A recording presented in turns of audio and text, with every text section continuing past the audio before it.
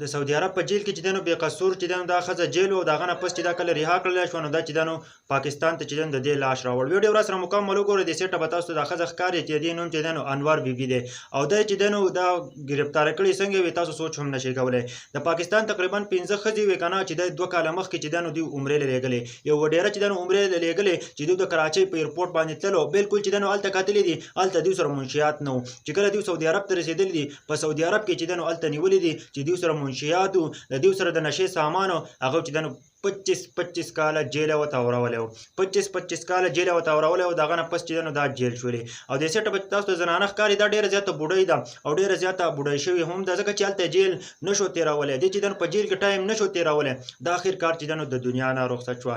د سعودي عرب حکومت ته بیا سلوټ هم پکار دی بیا چې دنو هم د هغوی شکریه ادا کول پکار چې دې لاشه چې دنو پاکستان ته بیرته واپس راولېږو او په صحیح طریقه باندې راولېږو ځکه که نه چې دا بې قصوره باندې جیل شوي دي او صرف زمونږ د پاکستانو د وجې نه د منشیاتو د اړېلو دپاره چې دنو د 15 ښځو دپاره ښځو له چې دنو عمره کوي او هغه چې دنو بهر ملکونو ته اړوي چې خپل منشیات پې ویسي او خپل چې دنو هغه نشې سامان پې ویسي. زمونږ په پاکستان کې خو بالکل قانون نشته دی. اوس که تاسو وګورئ زمونږ حکومت ته وګورئ دا 15 زنانه چې دنو بې قصوره چې دنو هلته جیل شوي دي او دوی ویلي هم وو چې موږ بې قصوره یو زمونږ څه قصور دی موږ څه ګناه کړې ده هېڅ ګناه یې نه وي کړ. یو وډیره چې دنو دوی له د عمرې ویزه کوي او د عمرې باندې لګي دغه باوجود چې دنو د هغه په بیکونو کې چې دنو نشې سامان ږدي او هغه چې دنو هلته ځي د سعودي په ایرپورټ ته نیسي او جیلونو ته یې اچوي او 25 کاله چې دنو هغوی ته سزا ورکوي. په دې باندې مخکې ما هم ویډیو جوړه کړې وه او دا بالکل غلط کار دی چې څومره هم پښتانه ورونه یې دا بالکل غلط کار دی چې تاسو د نشې سامان چې دی نو د یو ملک نه چې دنو بل ملک ته وړئ او تاسو ته پته ده د سعودي عرب حکومت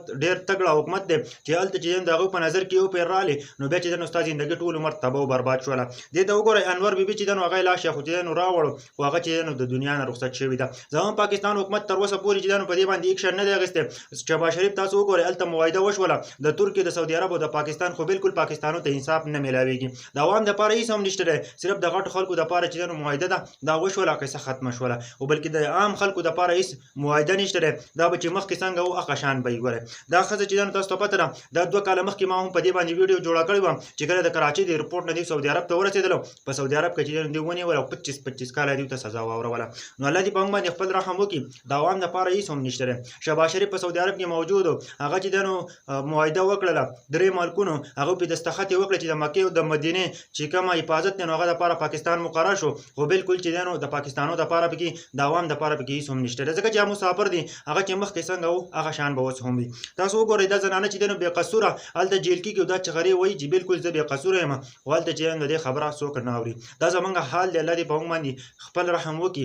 تاسو سوچ هم نشئ کولی په سعودي عرب کې او په دې بهر ملکونو کې د مسافرو سره څه کېږي ستاسو ذهن به وخوځېږي. الله دې په موږ باندې خپل رحم وکړي او دا ټول زموږ د حکمرانانو د وجې نه زموږ حکمرانان غلط دي د هغو د وجې نه چې دی نو زموږ د عوام ته چې دی نو ډېر غټ تکلیف وي. الله دې په موږ باندې خپل رحم وکړي. ملګرو دا انور بیبي واقعه وه چې دا 2 ورځې مخکې چې دی نو د دنیا نه رخصت شوې ده. د سعودي عرب حکومت چې دی نو په دې باندې ښه کړي دي چې دی پاکستان ته او بېرته چې دی نو رالېږلې ده د دې لاشه چې دی نو پاکستان ته رالېږلی دی هغه خلکو ته چې دی نو موصول شوی دی.